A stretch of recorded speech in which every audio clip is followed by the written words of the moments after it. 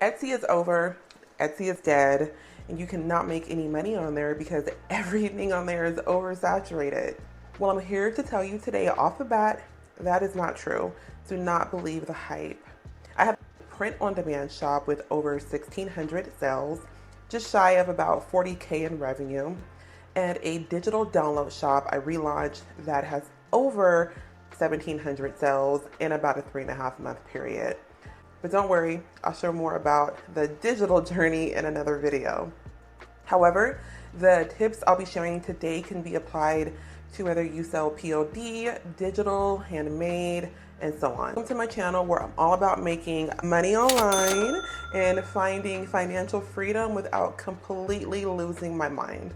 Hi, I'm Danya, and in today's video, I'm going to share with you how I went from feeling completely overwhelmed as a total newbie to feeling a lot more confident and knowledgeable about Etsy.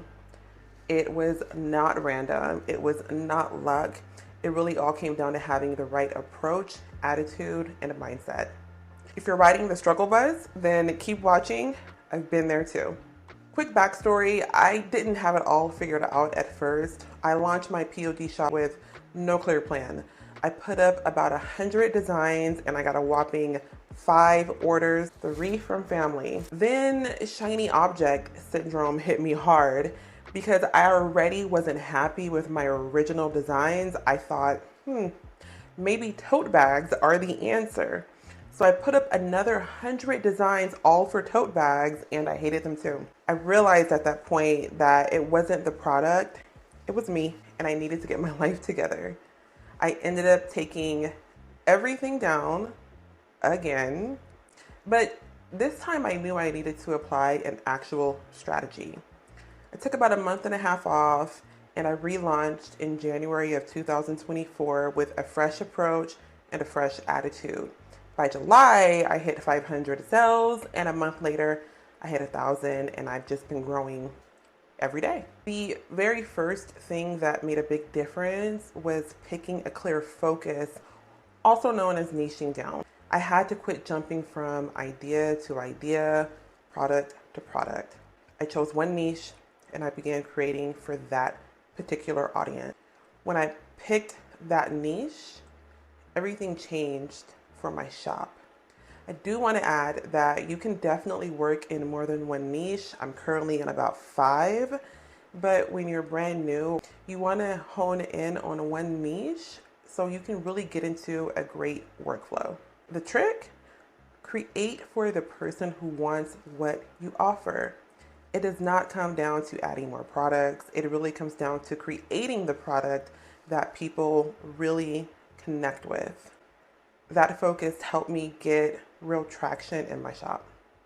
Another key change was when I invested in research tools. There are so many out there because in the beginning I was just winging it.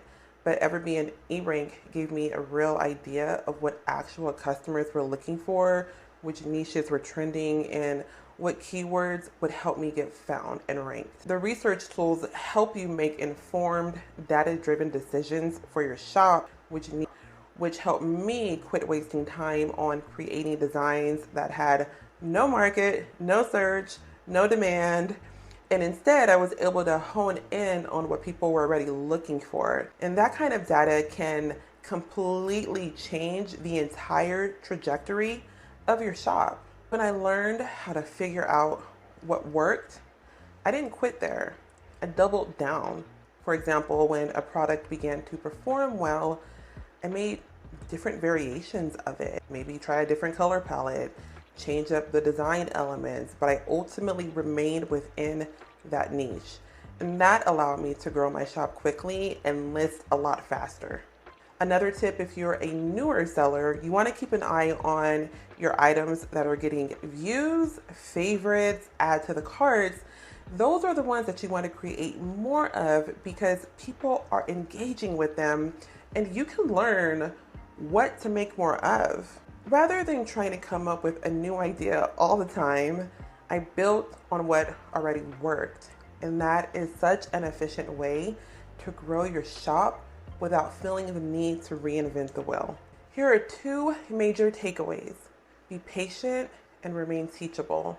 I didn't get to 1,500 sales overnight. It took time, working for free, pouring money into high quality mockups and research tools, a lot of effort, and a lot of reworking how I did things as I went along my journey.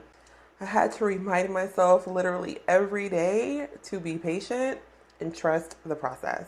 I also had to learn to remain teachable, whether it was through trial and error, learning from other sellers, or watching a ton of YouTube videos.